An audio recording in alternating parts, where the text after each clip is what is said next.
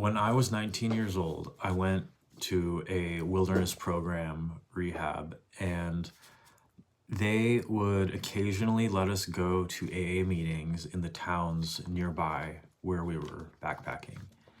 And I really got a good experience at the first one because they had organic apples and oranges and coffee. And so I decided to keep going.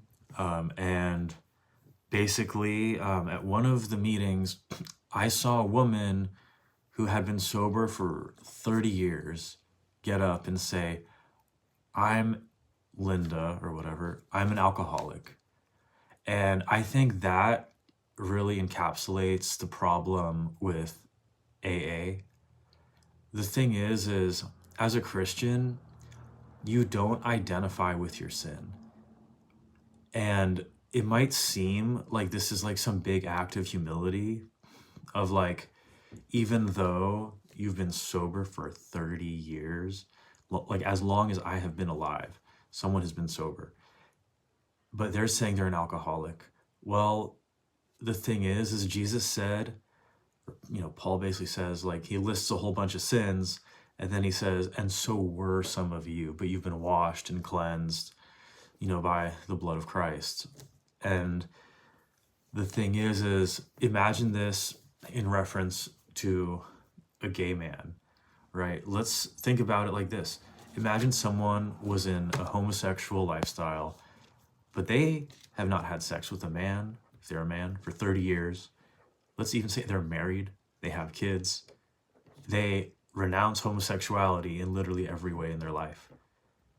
But that person goes around and says, "Hi, my name's Bob, and I'm a homosexual."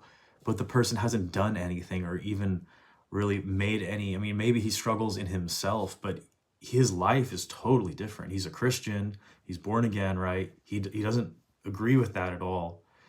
But imagine still going around saying that you're gay. And that is spiritual bondage. That's not humility.